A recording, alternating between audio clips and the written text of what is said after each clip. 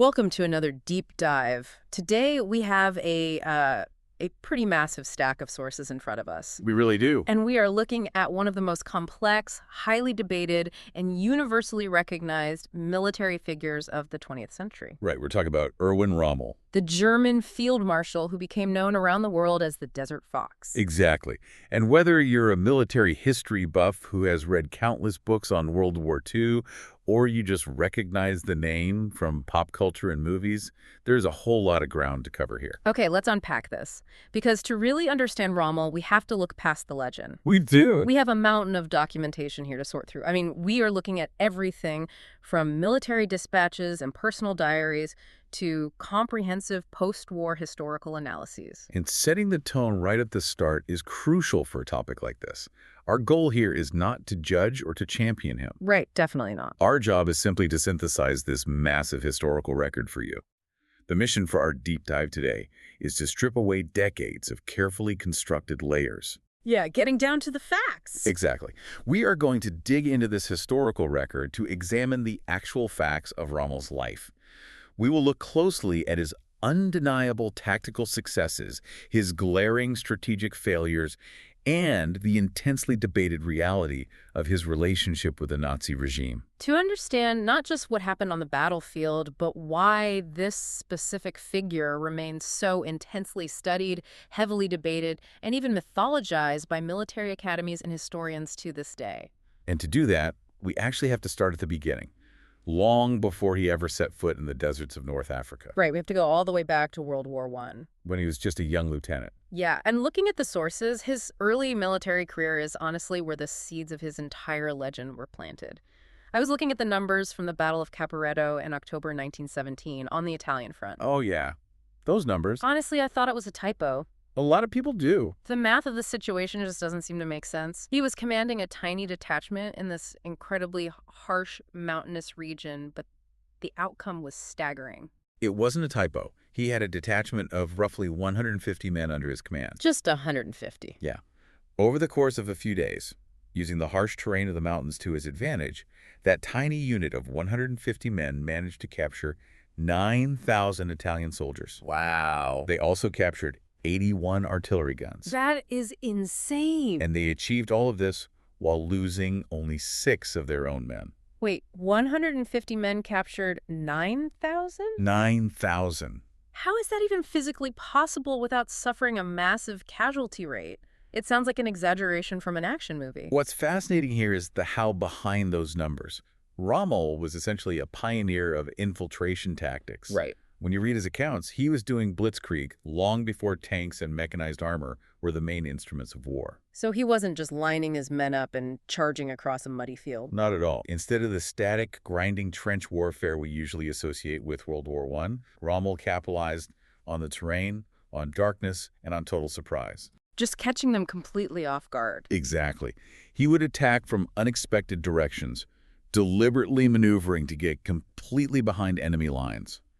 He realized that seizing the momentum and keeping the enemy confused and off balance was the ultimate key to victory. Because if they don't know where you are, or how large your force is, panic sets in.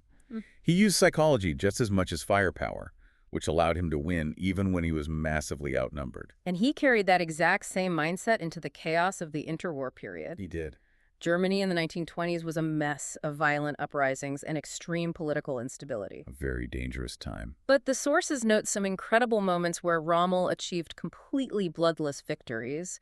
He was sent to quell communist uprisings in cities like Lindau and Schwäbisch Gmünd, but he didn't storm the cities with guns blazing. He used negotiation and a sheer force of personality. Right. He managed to convince rebellious armed factions to stand down and return control to the government through diplomatic means. Which is a stark contrast to his reputation as a battlefield commander. It really is.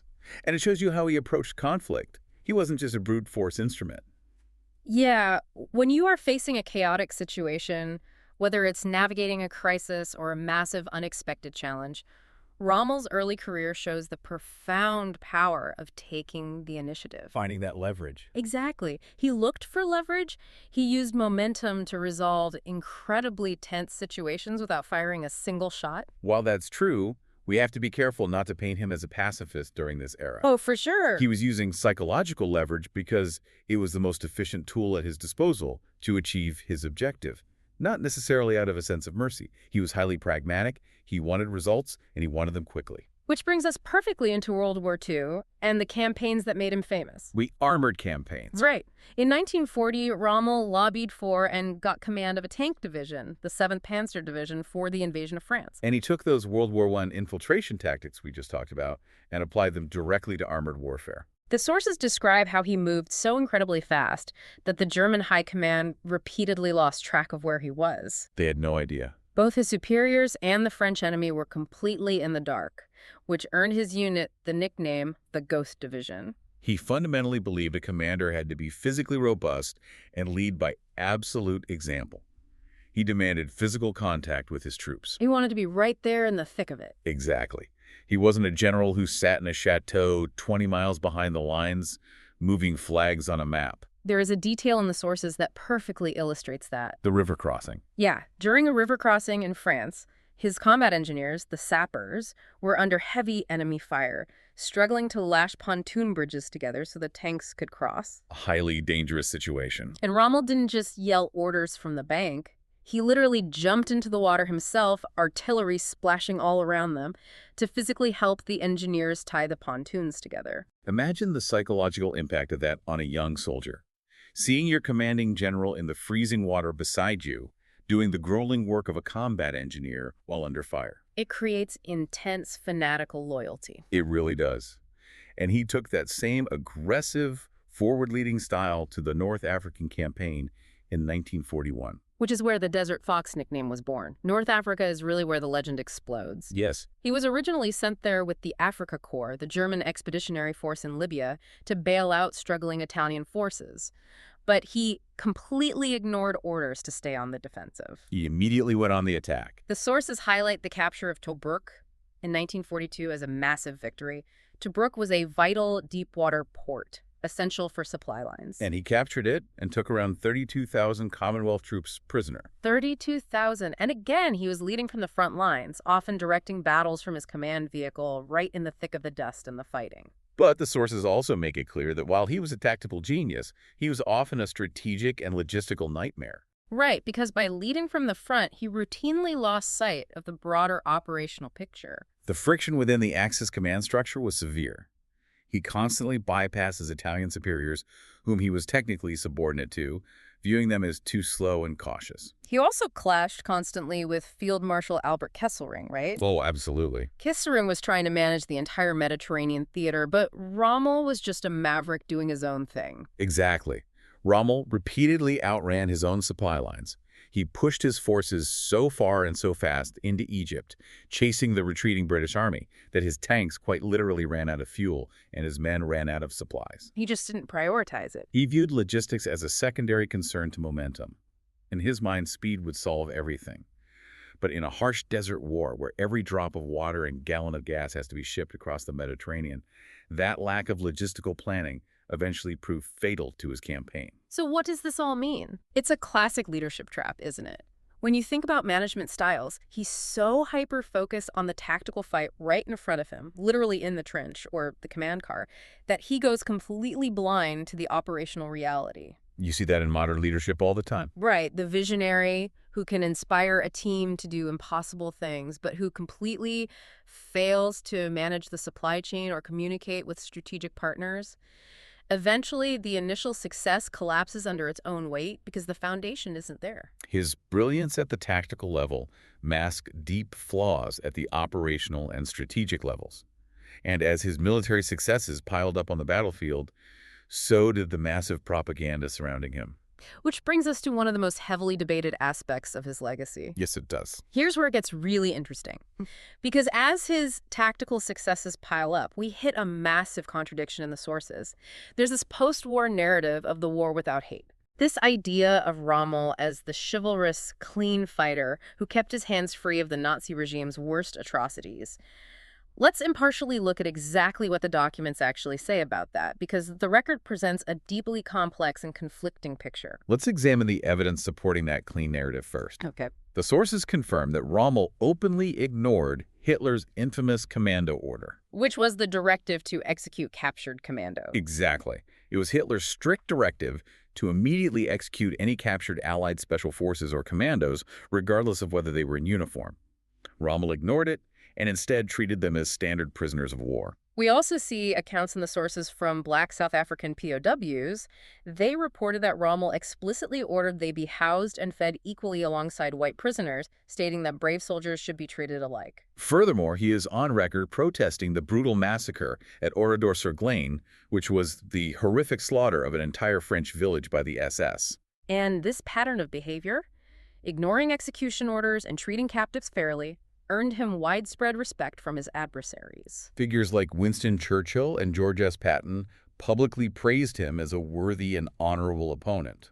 But the sources also document a dark reality that contradicts that chivalrous image. They do. During the invasion of France in 1940, Rommel's 7th Panzer Division operated in an area specifically near Rouen, where unknown German units massacred around 100 black French colonial troops. Now, the sources note there isn't direct proof Rommel ordered this massacre. Right. But it happened within his area of advance, under his wider command umbrella. And even more troubling is the documentation emerging from North Africa. The sources reveal that Rommel's demand for a quiet rear area to support his frontline advances meant he essentially gave Italian fascist forces and SS units a free hand behind the lines. Right. He didn't want to deal with policing the occupied territories, so he handed it off. And that decision allowed for the establishment of forced labor and detention camps where thousands of North African Jews suffered and many died. Furthermore, the historical record shows that a specialized SS unit under a commander named Walter Rauff was prepared to be attached to Rommel's command. With a very specific mission. Their specific mission was to murder Jews in Egypt and Palestine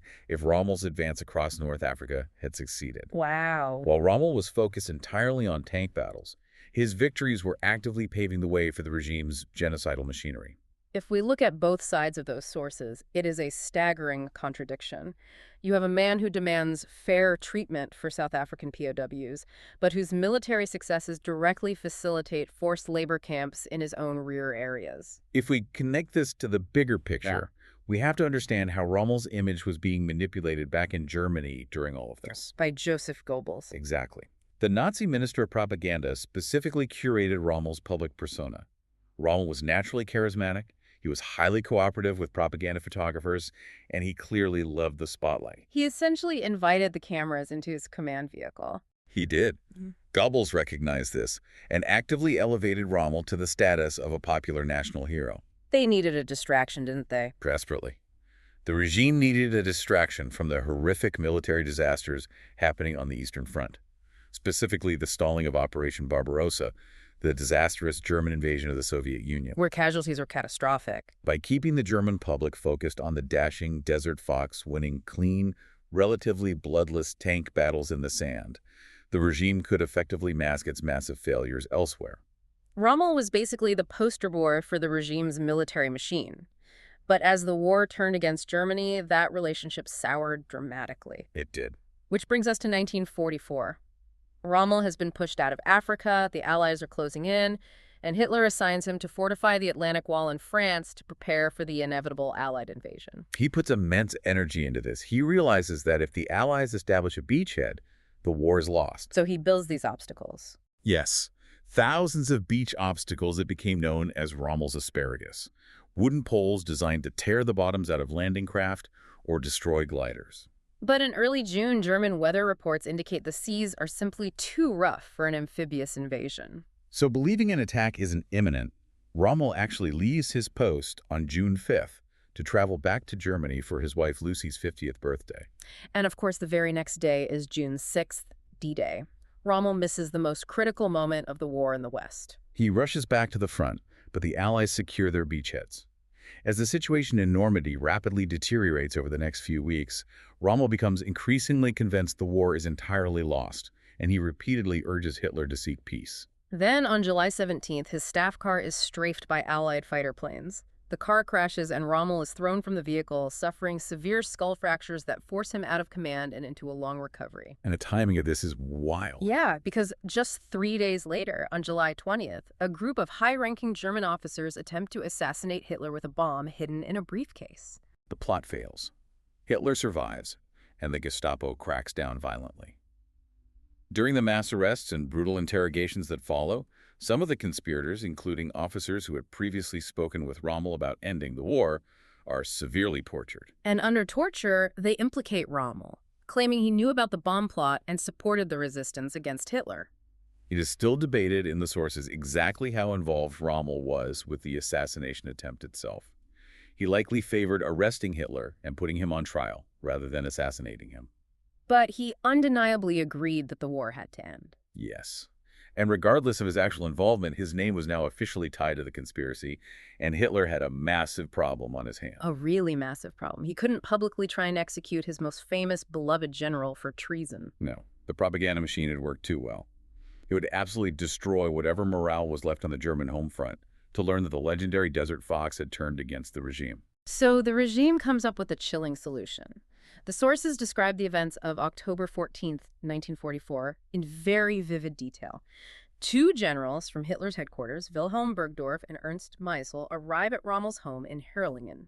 They literally park outside his house, two generals, and they hand him this impossible ultimatum. It's option A or option B, and neither ends with him surviving the day. They tell him option one. He can face the People's Court. The People's Court was a notorious Nazi tribunal that guaranteed a guilty verdict and a brutal, humiliating execution. But worse, if he chose the court, his family and his staff would be destroyed and executed as well. And option two, he can take a cyanide pill right then and there. If he chooses the pill, his family will be left alone, they will receive his military pensions, and he will be given a hero's state funeral. Faced with that horrific reality, Rommel chose the pill to protect his wife and son. He explained the situation to his family. He put on his old Afrika Korps jacket, the uniform from his days in the desert, picked up his field marshal's baton, and got into the car with the two generals and an SS driver. They drove a short distance out of the village, stopped the car, and Rommel consumed the cyanide capsule. And then the cover-up starts. The Nazi regime immediately launched a massive cover-up. They announced to the German public that the great Desert Fox had died of a heart attack or cerebral embolism, claiming it was a tragic complication from the severe head injuries he had sustained during the strafing attack back in July.